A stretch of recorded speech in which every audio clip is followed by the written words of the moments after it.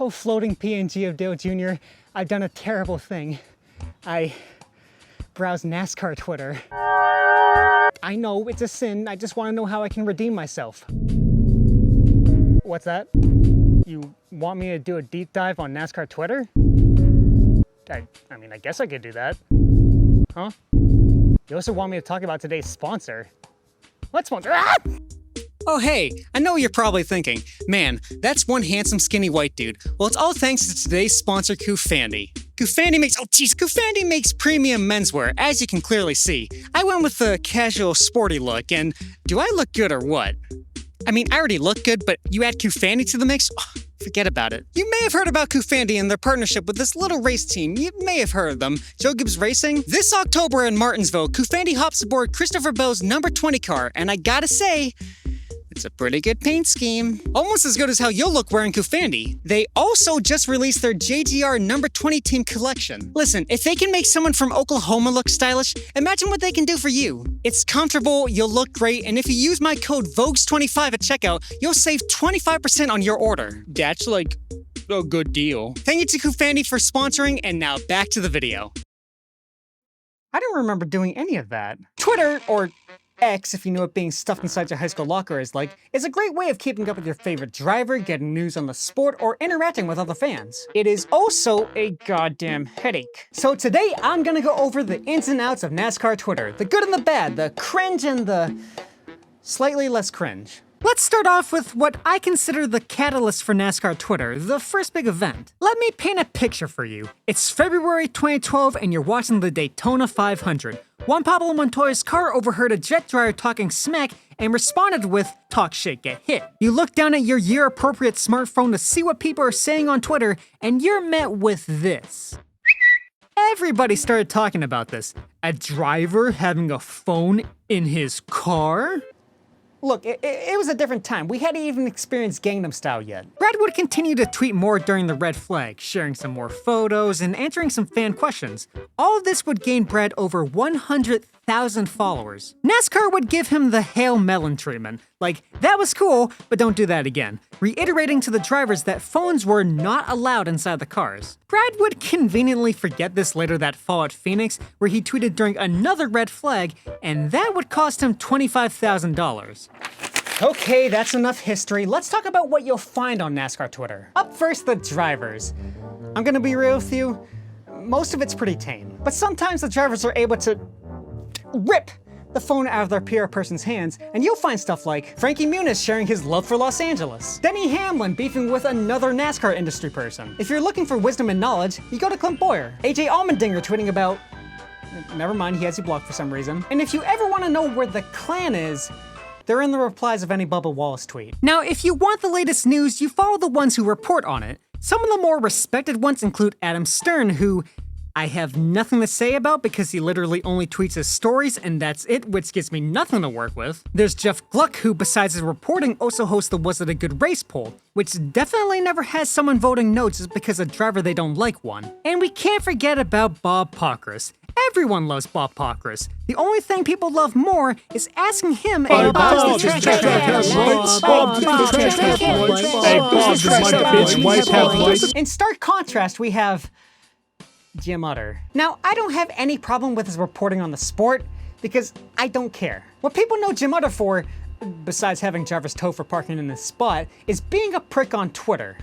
For example, when Jayski, a news aggregate site and overall treasure trove of information that started all the way back in 1996, was originally shut down by ESPN, Jim apathetically stated that all they did was take credit for other people's work. Which just wasn't fucking true. When someone once asked a bizarre question in the media center, which turned out just to be someone saying that there was a rumor that the Cup champion would earn the Daytona 500 pole for the next year, which...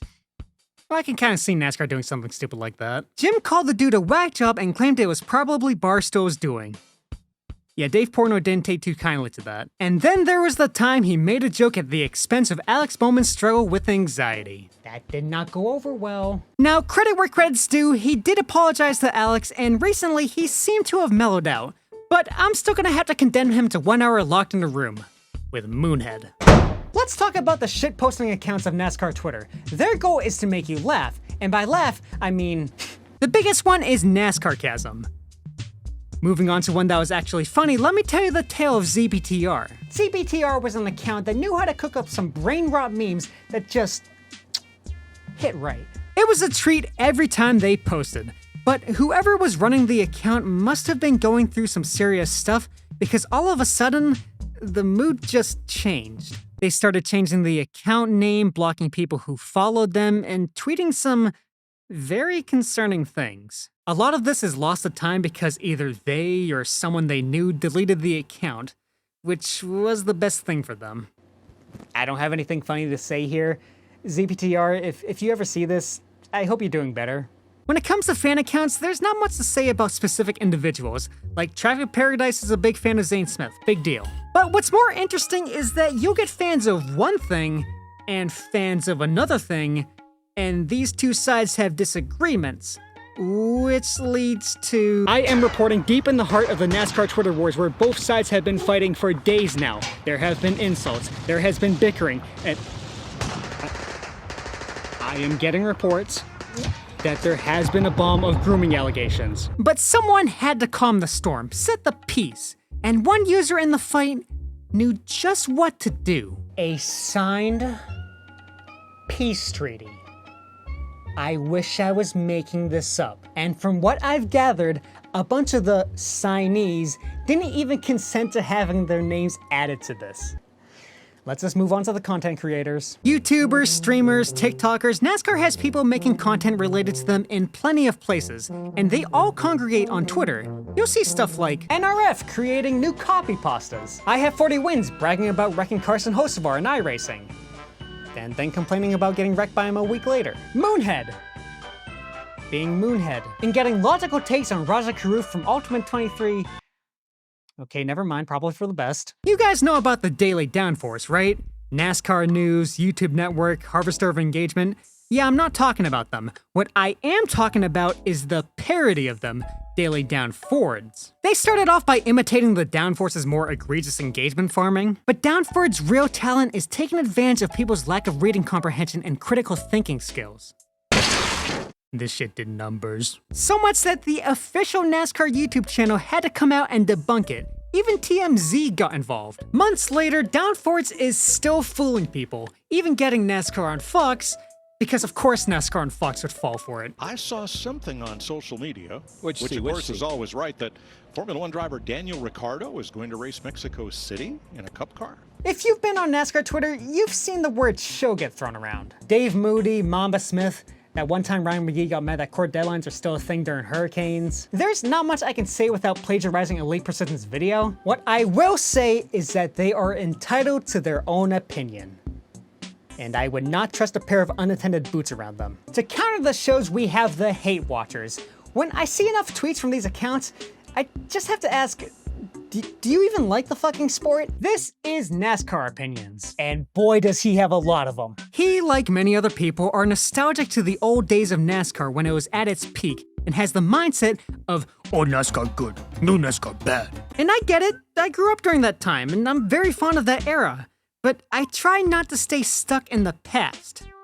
Also, sometimes he's a gatekeeping asshole. Yes, there was some stuff that was done better back then, and NASCAR has made some stupid fucking decisions. But if all you focus on is the negative and how it was so much better back then you miss out on all the positive stuff happening now. I will give him credit because he has at least acknowledged that he complains a lot, and it just comes from his frustration with the direction of the sport. But if I watch something that made me complain 90% of the time, then that might be a sign that this isn't for me anymore. And then there's just the schizo haters. Like claiming that a bunch of the features in the next gen were because the old stuff was just too hard for women, and that Prime's way of displaying fuel saving with their burn bar encapsulates the end of NASCAR and that they're in bed with EV companies. We're just one tweet away from claiming that the Rainbow Warriors were a psyop to turn the kids gay. Which, if true, then goddammit, it fucking worked. What else? Oh, the gimmick accounts. These accounts have a shtick that for the most part they stick to. And the best part is that none of them sold out to Crypto Bros. Yet. First, there's No Context NASCAR, who will post out-of-context NASCAR stuff. Yeah, I know, that's pretty self-explanatory. Severe Crash Prediction Center treats wrecks like weather storms and has a rating system for how severe they are. NASCAR Incident Counter will alert you if there's some kind of drama on NASCAR Twitter. What the drama is, you'll have to figure it out yourself. And then there's NASCAR, who will go through an entire race broadcast to make a compilation of stuff that sounds sexual. Carl Edwards, Dick. It's flopping around. He's coming. This is my favorite because I'm immature. So clearly NASCAR Twitter has its goods and bads. This is nothing new because every fandom on Twitter has that. For every bad spotter tweet, you'll find someone sharing something really cool and interesting that makes you want to stay on the site. As long as you quarantine yourself to just NASCAR, do not visit the trending tab. This should go without saying, but don't harass anyone mentioned here. Some of these people I just find slightly annoying. They probably think I look like a twink. Both can be true. And you know what? I could probably talk about more social medias. Let's go to NASCAR Blue Sky. Hello? Hello? There's nothing here.